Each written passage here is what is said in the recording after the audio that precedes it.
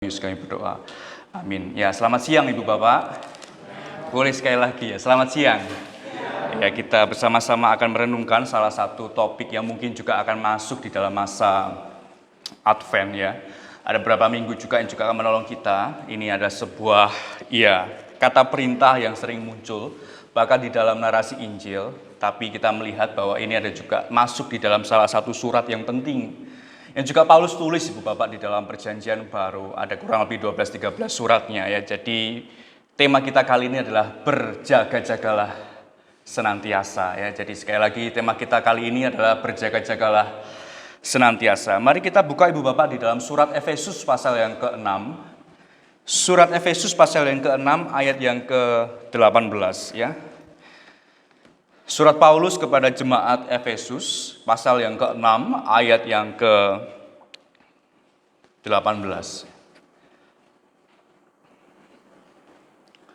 Kita akan baca secara bersama-sama, hanya satu ayat ini, tetapi kita akan membedahnya, dan kita akan dapat bagaimana firman Tuhan itu menguatkan kita di tengah situasi yang tidak mudah ini.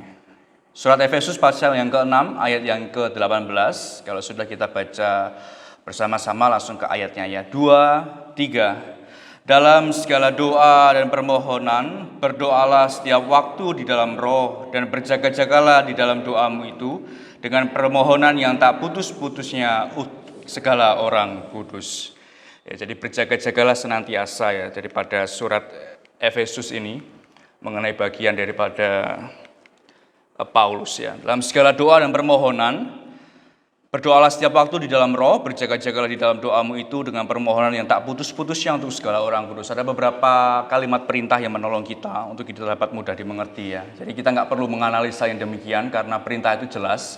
Ada beberapa pemenggalan kata yang kita akan pelajari bersama-sama kali ini.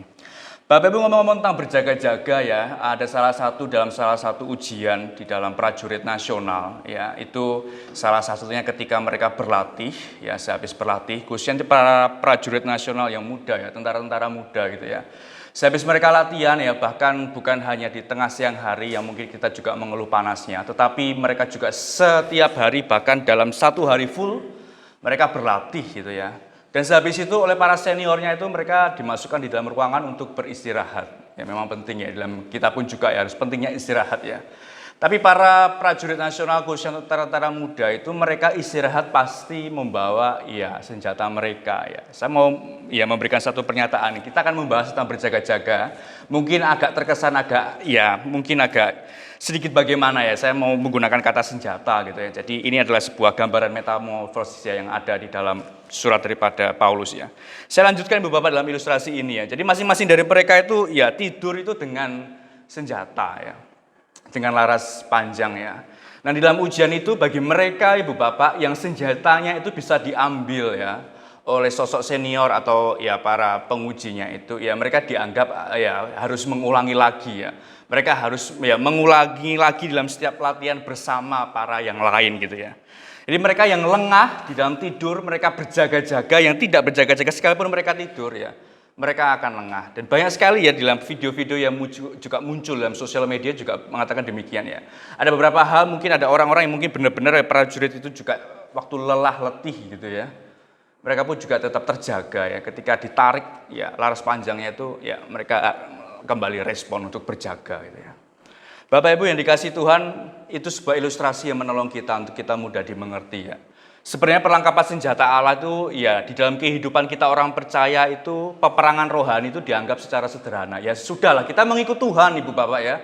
Kita mengikut Tuhan, urusan peperangan rohani itu urusan Tuhan ya. Karena memang ya musuh bebuyutan daripada iblis ya adalah Tuhan gitu. Itu urusan Tuhan lah, nggak usah kita ngomongin tentang peperangan rohani ya. Peperangan adalah yang kita lihat gitu ya di dalam berita. Yang kedua Ibu Bapak, sebuah ironi juga yaitu perlengkapan senjata Allah itu juga sering dipandang sebagai ya sebuah slogan yang kosong ya. Kalau kita nggak ngomong tentang surat Efesus tentang perlengkapan senjata Allah, kayaknya rasa kurang gitu ya. Maka kita harus membahas tentang perlengkapan senjata atau peperangan daripada rohani. Jadi Ibu Bapak di dalam ilustrasi yang singkat ini yang tadi ya kita ditolong oleh salah satu gambaran ini ya. Ketika kita nggak bersiap kita lengah ya. Bahkan prajurit kalau kita lengah sedikit ya itu ya. Bahasanya kalau kita lengah sedikit gitu ya pasti akan dihabisi di dalam peperangan. Demikian juga dalam kehidupan kerohanian kita ya. Jangan kita menganggap sebuah hal ini sebuah sederhana ya. Bapak Ibu berjaga-jagalah ya, menurut Paulus ya, orang percaya itu harus sadar bahwa peperangan rohani itu telah menjadi bagian dari panggilan. Ya ini penting Ibu Bapak ya. Di dalam kita dipanggil oleh Tuhan, peperangan rohani itu adalah ya part of ya. Sebuah bagian kita menerima akan karya Kristus ya. Ini bukan sebuah pilihan ya, tapi ini memang benar-benar sebuah panggilan kita ketika kita mengaku Tuhan adalah juru selamat kita ya. Kita ditebus oleh karya yang mahal itu, dan peperangan rohani itulah menjadi bagian kita ya.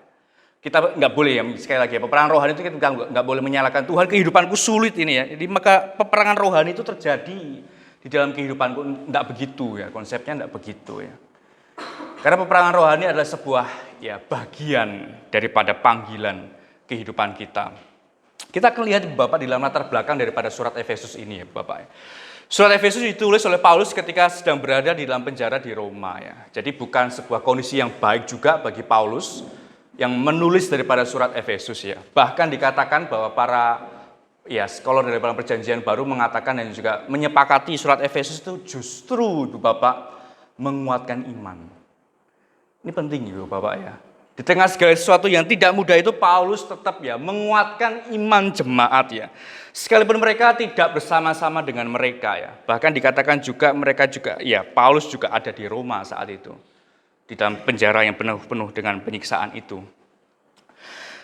Bapak Ibu, saya mau katakan demikian ya, bahwa surat Efesus itu juga tidak kalah menarik ya, tidak kalah menarik dengan surat Roma ya. Mungkin kita sebagai orang reform, kita belajar daripada pilar-pilar reform, kan kita kadang kalau ngomong tentang surat itu pasti surat Roma ya.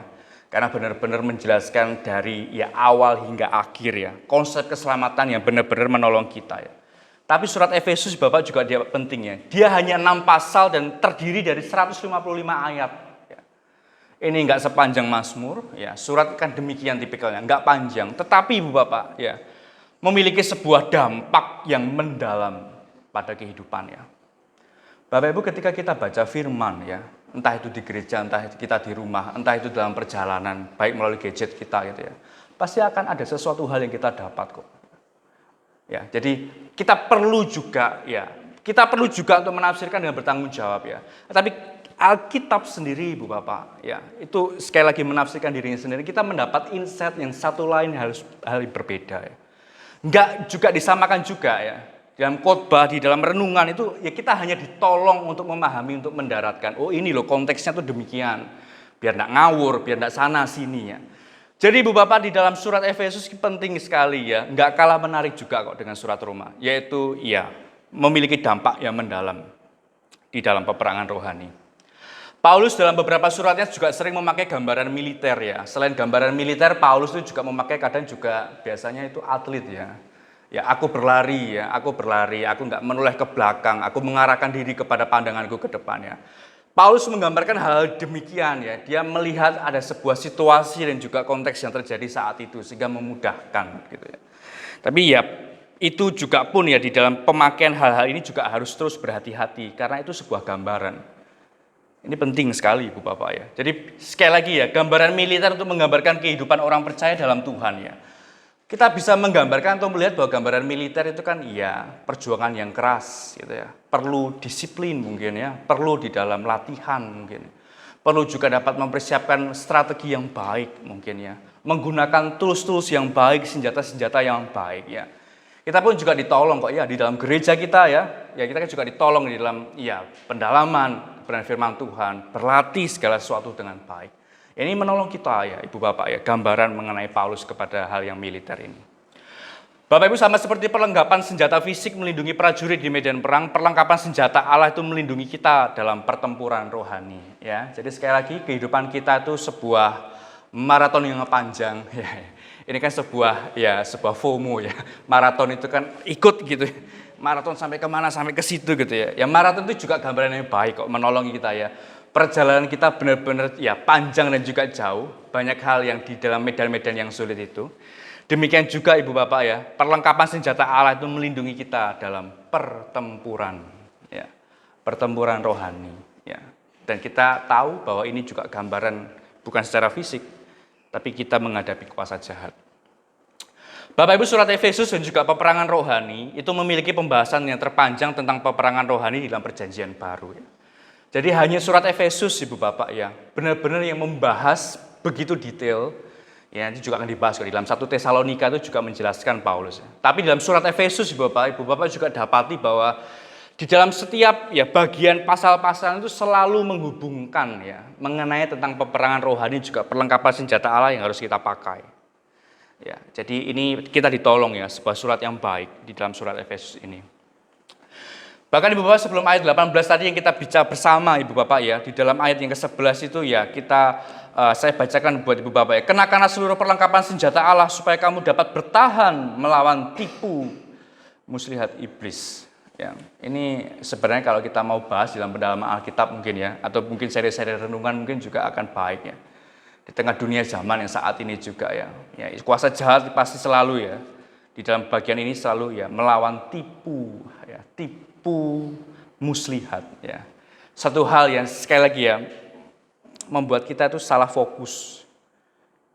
Kalau kita baca dalam ayat 11 menjadi pembuka daripada Rasul Paulus. Bahkan Ibu Bapak dalam 1 Tesalonika pasal 5 ayat 8 ya, supaya orang percaya senantiasa sadar berbahasa siarkan iman dan kasih, berketopangkan pengharapan dan keselamatan. Ya, gambaran ya Paulus nggak bisa lepas memang di dalam perspektif perjanjian lama ya, karena dia pengaruhi daripada Gamaliel dan juga didikan-didikan yang baik yang menolong kita. Jadi Ibu Bapak sekali lagi ya, dalam pembacaan kita kebenaran firman Tuhan ya, untuk berjaga-jaga senantiasa itu kita nggak bisa lepas dari firman Tuhan ya. Berjaga-jaga senantiasa itu bukan karena kekuatan kita mampu mengendalikan mata kita mampu menggunakan mengendalikan tangan kita, ya sekali lagi pendengaran kita ya, tapi berjaga-jaga senantiasa itu dengan firman Tuhan.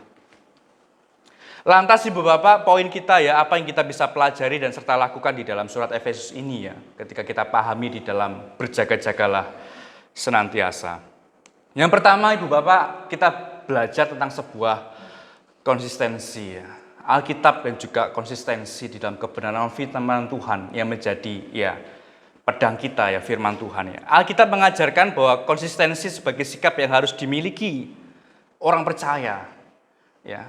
Alkitab sekali lagi Bapak, kalau Ibu Bapak lihat dalam perjanjian lama dan perjanjian baru ya, baik daripada nabi-nabi, raja-raja, hakim-hakim hingga para rasul Ibu Bapak ya, kita lihat bahwa selalu ada hal yang ditekankan yaitu tentang sebuah konsistensi ya.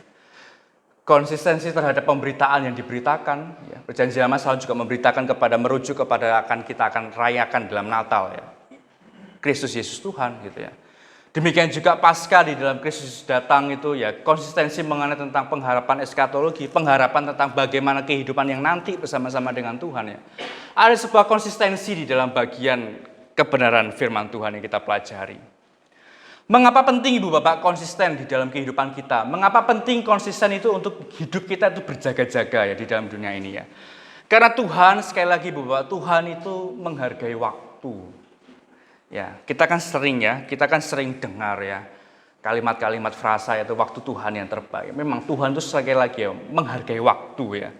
Dan Tuhan juga bukan lagi menghargai waktu ya, tapi Tuhan juga menghargai sebuah proses dalam kehidupan anak-anaknya ya. Dalam perjanjian lama banyak sekali tokoh, dalam perjanjian baru juga banyak sekali tokoh yang benar-benar diproses dalam kehidupannya ya. Dan juga bergulat dengan waktu ya. Ibu Bapak tentu ingat ya kisah pergulatan yang terhebat dan besar dalam sejarah ya perjanjian lama juga ya, salah satunya yaitu Yakub ya. Yakub mungkin sama Tuhan mungkin sekali semalam itu mungkin sudah selesai ya, tapi Tuhan sekali lagi ya ingin bergulat dengannya ya.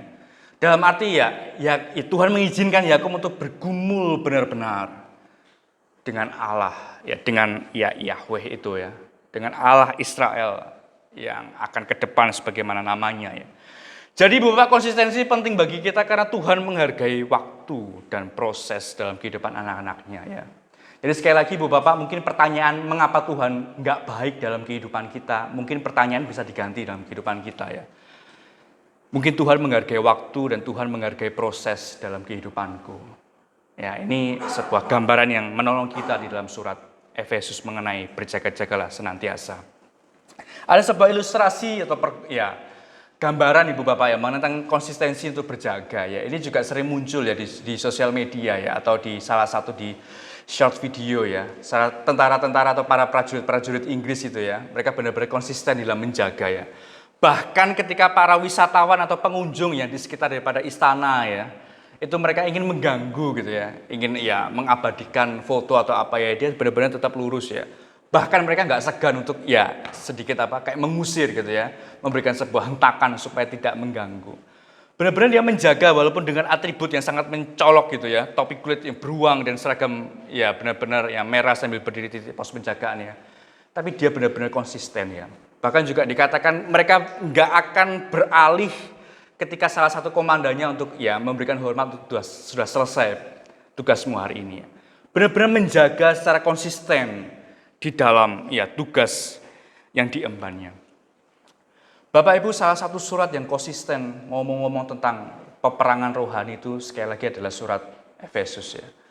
Ibu Bapak juga nggak akan dapati di dalam beberapa surat misal kayak Galatia atau Filipi yang bersukacita, Ibu Bapak nggak akan dapati peperangan rohani ya.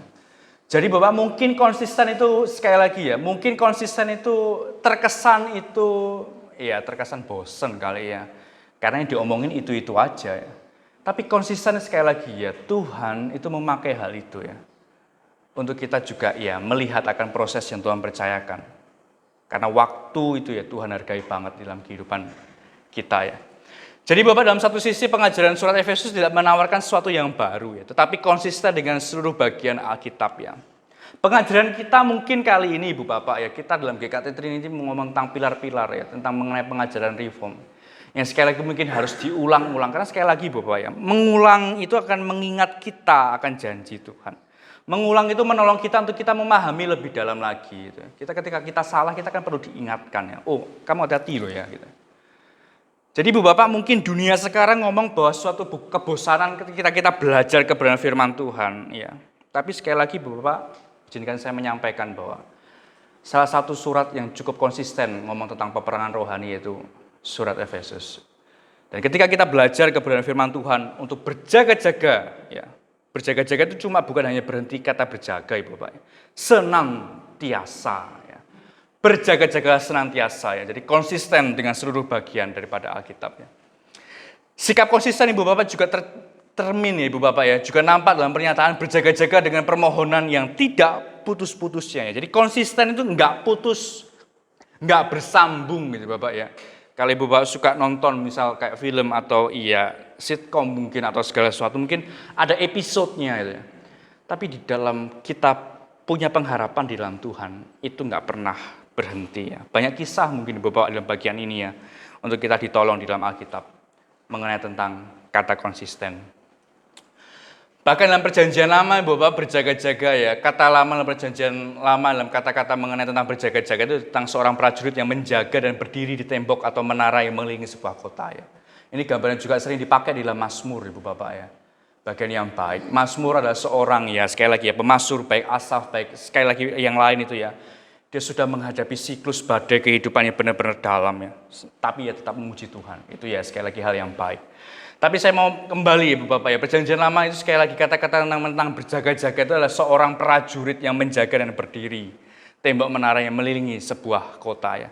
Bahkan Ibu Bapak, para nabi, hakim-hakim dan juga raja-raja itu juga dikatakan sebagai seorang ya penjaga ya. Mereka berjaga-jaga atas rohani umat Allah, sekalipun umat menolak tetapi mereka tetap konsisten akan panggilan dalam hidupnya ya. Nah, dalam Alkitab kita juga belajar ya beberapa seri-seri nabi besar, kita juga belajar tentang seri-seri nabi kecil ya. Dan sekalipun mereka juga ya mungkin mereka ditolak ya, mungkin mereka bahkan diancam ya, mungkin bahkan mereka juga disingkirkan ya, bahkan mereka juga ikut dalam pembuangan ya, yang seharusnya mereka juga nggak mungkin bisa pilih ya dalam kehidupannya. Dia tetap konsisten di dalam memberitakan kebenaran firman Tuhan. Tapi pertanyaannya Ibu Bapak selanjutnya adalah, apakah kehidupan Kristen kita sebagai umat percaya yang mengaku Tuhan, apakah kita bisa inkonsisten ya? Apakah kita bisa inkonsisten di dalam kehidupan kita? Apakah kita bisa enggak ya ketika kita enggak konsisten di dalam kehidupan kita ya? Ibu Pak, ada yang tahu mungkin ya gambaran depan ini ya. Ini adalah ya dua orang yang Tuhan pakai luar biasa, sebenarnya kiri dan juga kanan ya. Kalau dari Bapak sisi Ibu Bapak yang kanan itu ya Bill Graham ya. Yang sebelahnya yang kanan itu ya Tim Clayton ya. Tuhan pakai luar biasa secara pengkhotbah ulung ya. Mereka enggak berkhotbah yang gimana dalam arti orangnya yang enggak sedikit ya, tapi ya ada beberapa catatan yang kita lihat ya. Tapi saya mau mengajak untuk setiap kita melihat salah satu sahabat karib daripada Bill Graham ya, yang mungkin Ibu Bapak juga sudah tahu, tapi izinkan saya mengungkapkan kita ya, bahwa kita bisa terjebak di dalam inkonsistensi dalam kehidupan kita ya. Ia lahir dari Templeton ya pada tahun 1936, pernah berkhotbah kepada lebih dari 1,5 juta orang per tahun Ibu Bapak ya. KKR mungkin 1.000, 2.000, 10.000 cukup ya banyak gitu ya, yang menampung ya.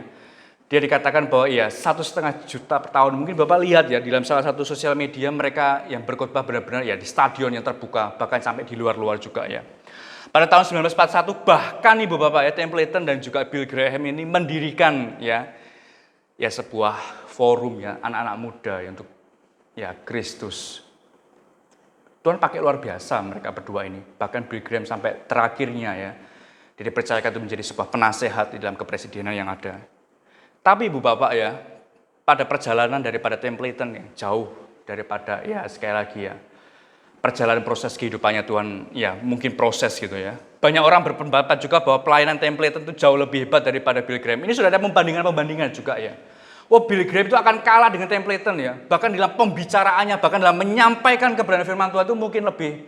Bahkan Bill Graham itu sudah powerful Ibu Bapak ya. Kalau Ibu Bapak lihat cuplikan video-video lama itu benar-benar ya sekali lagi spesialis yang dikatakan sebagai KKR ya, benar-benar orang yang banyak menjumpai dengan Tuhan ya. Tapi orang punya spekulasi yang lain, bahwa Templeton akan jauh lebih hebat daripada Bill Graham ya. Tapi Ibu Bapak, namun pada kenyataannya tahun 1957 ya, Templeton mengaku bahwa sebagai orang ateis dan menyangkal semua yang telah diberikan dan diberitakan dalam pelayanan 21 tahun. Bahkan buku karyanya itu hanya untuk mengcounter Billy Graham ya. Ya, dia katakan di dalam bagian ini ya, my reason for rejecting the Christian ya. Alasanku untuk ya rejecting, meninggalkan, reject. Menarik diriku kembali ya untuk mengikut Kristus ya. Ya, sekali lagi Bapak, penilaian manusia ini ya.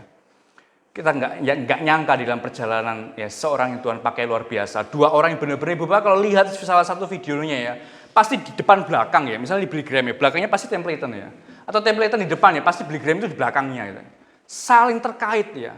Tapi dalam perjalanan hidupnya dia hanya nulis bahwa ya dia bahasanya adalah ya farewell to God. Selamat tinggal Tuhan. Perjalanan Ibu Bapak ya. Kita bisa inkonsistensi dalam kehidupan kita. Oleh sebab itu tema kita adalah berjaga-jagalah senantiasa. 21 tahun Ibu Bapak, bukan waktu yang mudah ya.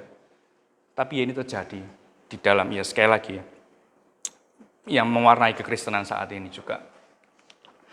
Bapak Ibu, aplikasi yang pertama ya menolong kita ya, aplikasi konsisten ya.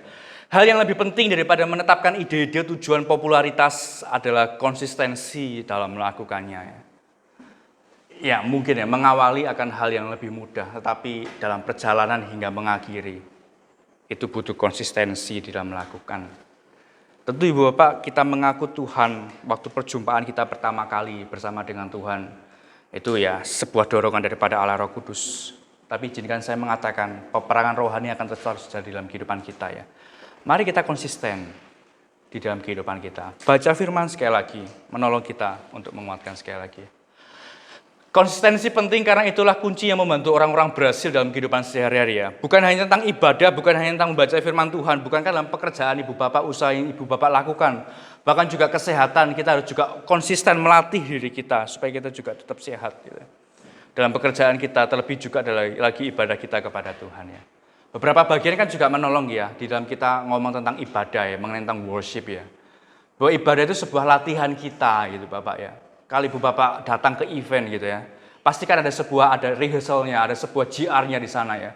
Ada sebuah gladi bersih, ada gladi resik di sana ya. Oleh sebab itu kita juga perlu latihan di dalam bagian ini, menolong kita ya. Di dalam memahami kita akan ya konsisten dalam kehidupan kita. Bapak Ibu berjaga-jagalah konsistensi ya, sebab bukan apa yang kita lakukan sekali dua kali menduk hidup kita ya, melainkan apa yang kita lakukan secara konsisten ya. Bahkan ya pandangan juga mengatakan bahwa kebiasaan yang baik tidak dibangun dalam semalam.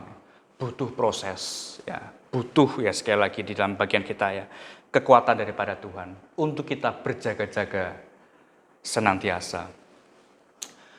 Tentu Ibu Bapak kita nggak ngomong tentang prinsip dunia, tapi kita tetap ya teladan Kristus. Standarnya adalah ya Kristus Ibu Bapak ya, Tuhan Yesus kita ya. Kehidupan Tuhan Yesus juga konsisten ya, artinya prinsip-prinsip hidupnya tidak berubah ya. Semua tindakannya dilakukan secara apa adanya, bukan acting untuk mencari popularitas ya. Mungkin bisa saja Tuhan memakai popularitas ya. Ya maafkan saya Ibu Bapak ya, di dalam mungkin di atas kayu salib dia mau melibas semua prajurit itu yang menusuk, yang memukul, meludahi dia ya, bahkan menonjok sampai ya dia memberikan sebuah kuis. Coba ya siapa yang menonjok kamu gitu ya. Mungkin Allah mau mempertunjukkan popularitasnya ya untuk dihapuskan segala prajurit itu ya, dan dia turun dari atas kayu salib. Mungkin bisa saja ya. Tapi Tuhan nggak lakukan itu. Dia nggak mencari apa yang dunia sekarang mau, populer. Itu Tuhan lakukan di dalam kehidupan kita, Bapak ya. Lantas Ibu Bapak konsisten dalam hal apa ya? Konsisten di dalam kehidupan doa kita ya. Tadi dikatakan untuk saya bacakan sekali lagi Ibu Bapak ya. Dalam segala doa dan permohonan berdoalah setiap waktu ya. Mungkin kita nggak perlu menjelaskan definisi doa itu apa ya. Tapi ya penting untuk kita konsisten dalam melakukannya. Alkitab tidak saja mengajarkan agar umat Tuhan itu konsisten, tetapi juga melakukannya di dalam permohonan dan doa ya. Banyak kaum-kaum misalnya, kita lihat kaum-kaum Puritan mungkin ya, dia benar-benar mengerang hati mereka ya. Benar-benar memohon akan belas kasih Tuhan, memohon kemurahan daripada Tuhan ya. Berjaga-jagalah di dalam doamu itu dengan permohonan yang tak putusnya ya. Di dalam doa Ibu, sekali lagi ya, saya nggak mau mengkoreksi doa setiap kita pribadi lepas pribadi. Mana doa yang baik, doa yang benar ya. Tapi doa ini benar-benar adalah doa yang selaras dengan kebenaran firman Tuhan ya. Jadilah kehendakmu ya, bukan kita yang menodong. Ya, sekali lagi ada juga doa yang sekali terkesan Ibu Bapak ya, sedikit terkesan di dalam bagian ini ya, kita yang sebagai pusatnya. Bahkan Ibu Bapak berdoa ya, konsisten di dalam doa juga dikatakan ya Calvin ya, di dalam ya institusinya karya terbaiknya ya. Dia juga bukan hanya ngomong tentang doktrin keselamatan, dia juga bukan hanya ngomong tentang doktrin anugerah, dia juga ngomong tentang ya predestinasi ya, tapi kehidupan secara spiritual ya. Di dalam institusinya dia mengatakan bahwa kita benar-benar harus disiplin ya. Kita benar-benar ya doa di dalam roh. Ya, doa di dalam roh itu bukan identik dengan bahasa yang mungkin Tuhan pakai dalam bahasa roh. Tidak identik ya. Ya, tapi sekali lagi ya doa yang dipimpin oleh Allah Roh Kudus. Bapak Ibu konsisten dalam berdoa ya. Permohonan yang tak putus-putusnya diterjemahkan dalam setiap kegigihan dan permohonannya. Kata tak putus-putus ini di sini berarti tanpa menyerah atau berhenti ya, nggak pernah berhenti. Ya. Ini bukan sekali lagi kita doa dalam pekerjaan terus kita ngobrol sendiri, doa sendiri, ya tidak ya. Tapi ini berbicara tentang ya kebergantungan kita ya, kebergantungan kita kepada Tuhan. Ini penting Ibu Bapak ya, nggak putus ya. Hal yang mungkin kita perlu dalami dalam renungan kita Ibu Bapak ya. Hubungan itu pernah terputus ketika ya manusia jatuh dalam dosa. Tapi sekali lagi Bapak, melalui karya Kristus itu hubungan itu kembali dipulihkan. Kembali bergantung kepada kita Ibu Bapak. Tak putusnya itu apakah ya kita yang memutuskan kembali ya, atau kita dapat menikmati sebuah relasi yang nggak pernah habis. Mungkin untuk menolong kita Ibu Bapak yang terakhir ya, menolong kita bahwa mengapa kita disebut Kristen ya. Ya mungkin kita ngomong bahwa kita datang gereja ya, kita punya Alkitab ya, di HP kita ada Alkitab itu. Atau kita punya sebuah aksesoris yang mungkin menggambarkan kita bahwa orang Kristen ya. Tapi kekristenan Ibu Bapak, tentang berjaga-jaga senantiasa bahwa kita memiliki ya pengharapan yang tidak fana sebenarnya ya. Ada typo sedikit, maafkan. Jadi pengharapan itu nggak pernah lenyap ya, tapi pengharapan itu sekali lagi ya, tidak pernah berkesudahan. Ya. Pengharapan itu kekal di dalam kehidupan kita ya. Maka diajarkan Ibu Bapak ya dalam bagian ini ya, tentang kebenaran firman Tuhan. Tentang hal yang kekal, fokus kepada hal-hal yang mungkin sekali lagi apa yang Tuhan kehendaki dalam kehidupan kita ya. Roh Kudus dan berdoa Ibu Bapak ya, berdoalah setiap waktu di dalam roh ya. Berdoa bukan menurut tentang keakuan ya, bukan berdoa menurut tentang apa yang aku inginkan, apa yang aku kehendaki ya. Tapi doa yang dipimpin ya di dalam roh. Ini penting sekali untuk menolong kita Ibu Bapak ya. Kita dijauhkan daripada keinginannya. Bukankah Paulus ya di dalam salah satu ya teologi yang luar biasa ya, ya daging itu lemah itu Bapak ya. Sekali lagi ya. Tapi ya kita mau belajar bahwa kita harus hidup di dalam roh. Bapak Ibu Trinitas dalam berdoa ya, Alkitab mengajarkan Roh Kudus itu berdoa bagi kita ya, memanjatkan permohonan kita kepada Bapa setelah Kristus sebagai juru selamat ya. Ibu Bapak nggak perlu bingung gitu ya, berjaga-jaga senantiasa ngomong tentang doa, itu kita doa kepada Tuhan Yesus ya. Bukankah Tuhan juga Tuhan Yesus berdoa kepada Bapa ya, sehingga kita cukup bingung gitu ya. Itu kalau Tuhan Yesus berdoa, doa kepada siapa gitu ya. Itu kan juga salah satu gambaran ya menolong kita ya. Bahwa Alkitab mengajarkan Roh Kudus itu berdoa bagi kita, memanjatkan permohonan kita kepada Bapa dan serta Kristus sebagai juru syafaat. Ya. Bukan ke Kristus ya, menyelesaikan segala sesuatu itu dan menjadi penghubung ya, menjadi syafaat, menjadi jurunya itu ya, menjadi imam besar yang benar-benar menolong kita. Dengan demikian Ibu Bapak tidak ada alasan lagi untuk kita tidak berjaga-jaga ya. Yang pertama tadi tentang konsisten, yang kedua adalah konsisten di dalam doa dan juga permohonan, dan sekiranya Tuhan yang menolong dan Tuhan memampukan kita tentang berjaga-jagalah senantiasa. Mari kita berdoa.